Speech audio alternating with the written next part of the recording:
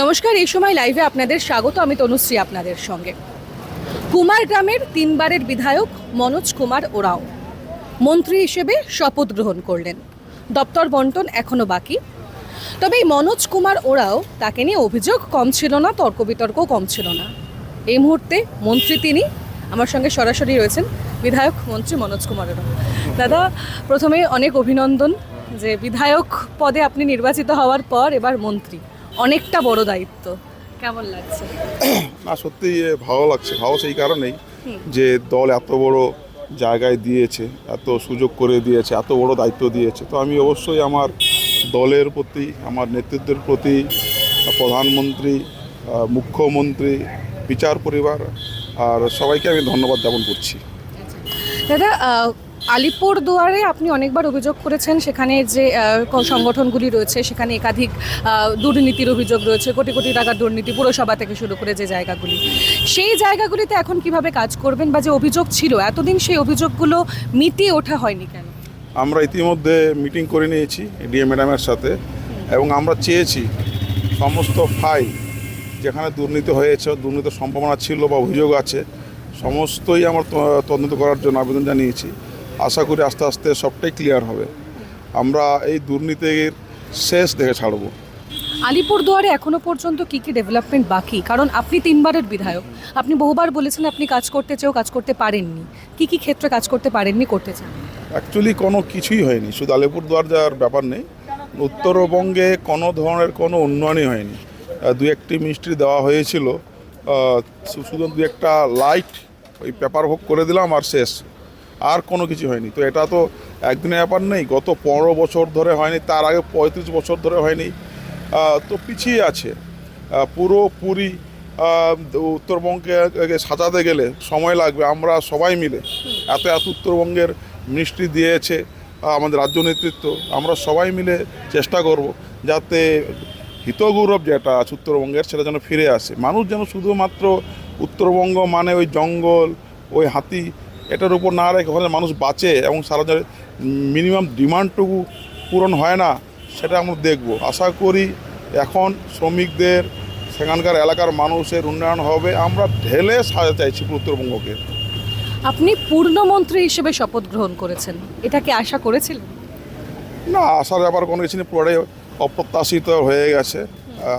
আমরা সবথেকে খুব বড় খুশি হয়েছিলাম যখন ভারতীয় জনতা পার্টি সরকারে আসে। সবথেকে বড় পাওনা, আমরা যারা বিজেপি কর্মী, সবথেকে বড় পাওনা এটাই ছিল। এখন নতুন দায়িত্ব দিয়েছে, এটা একদম আলাদা দায়িত্ব, এটা উপরি পাওনা বলা যায়। আমরা চেষ্টা করব, আমি নিজেও চেষ্টা করব, জল যে দায়িত্ব দিয়েছে, মুখ্যমন্ত্রী যে দায়িত্ব দিয়েছে, প্রধানমন্ত্রী যে দায়িত্ব দিয়েছে, সেটা আমরা অক্ষরে অক্ষরে পালন করার এবং নিজেকে নিংড়ে দেওয়ার চেষ্টা করব। আলিপুরদুয়ারের একটি কলেজ থেকে সম্প্রতি একজনকে বহিষ্কার করা হয়েছে যে তিনি অনিয়মিত, মানে অনিয়ম তার এখানে প্রেজেন্টের ক্ষেত্রে, কিন্তু তিনি বেতন নিচ্ছেন, হুমকি দিয়েছেন। এই ছবি কি আলিপুরদুয়ারে আরও রয়েছে? প্রচুর এরকম ঘটনাগুলো আছে। বিভিন্ন জায়গায় দুর্নীতির আখড়া হয়ে গেছে, সিন্ডিকেট চলছে, অনেক কিছুই আছে। তো আমরা এক এক করে ধরে সবগুলো সমাধান করার চেষ্টা করব। আমি আবার বলে দিয়ে যাচ্ছি, কোনো ধরনের কোনো মস্তানি, সিন্ডিকেট, রাজ, তলাবাজি, এগুলো আমরা বরদাস্ত করব না। আপনার গাড়ি ভাঙচুর হয়েছিল, আপনাকে দেখে স্লোগান দেওয়া হয়েছিল, বিক্ষোভ হয়েছিল, সেই ঘটনাকে আজও আপনি বলবেন যে গোটাটাই পরিকল্পিত ছিল? হ্যাঁ, পুরোটা তো পরিকল্পনা। না হলে পরপর কয়েকদিন ধরে করা হয়েছিল, তারা অভিযোগ করছিল যে জনগণ করেছে।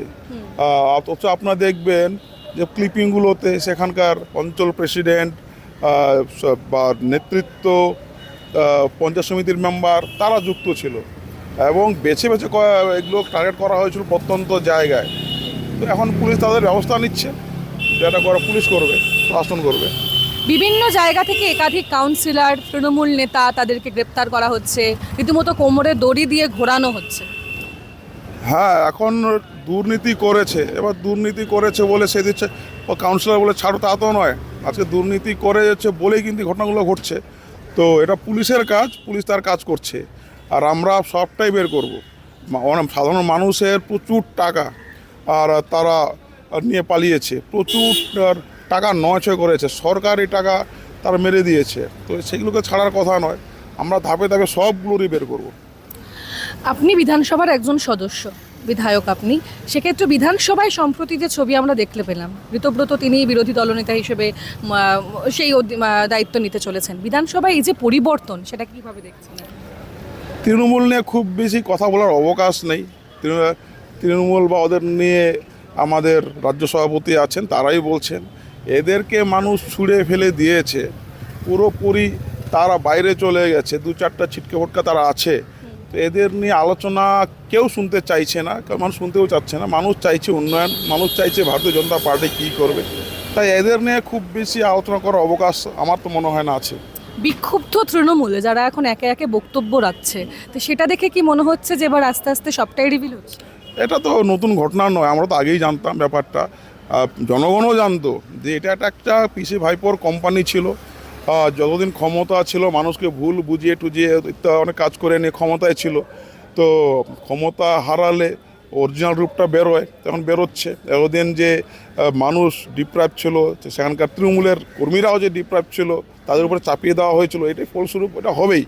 আমরা যা জানি এবং জানতাম, জনগণও জানে যে এই সরকার ক্ষমতায় সরে গেলে 26-এর পর আর কোনো দিন ক্ষমতায় আসতে পারবে না। আমি এখানে লিখে নিয়ে যান, এরা আস্তে আস্তে আস্তে আস্তে শেষ হয়ে যাবে। পুরো দলটাই বলছেন বিলুপ্ত হয়ে যাবে?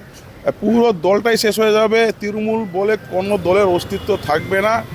আমি যে বলছি এটা লিখে রাখবেন একেবারে, অর্থাৎ পরিষ্কার উনি বললেন যে এই দলটাই আর থাকবে না, তার বক্তব্য এমনই। তবে তার পাশাপাশি আলিপুরদুয়ার কুমারগ্রামের উন্নয়নে কাজ করবেন, এমনটাই পরিষ্কার জানাচ্ছেন এ রাজ্যের মন্ত্রী মনোজ কুমার ওরাও, অবশ্যই কুমারগ্রামের বিধায়ক।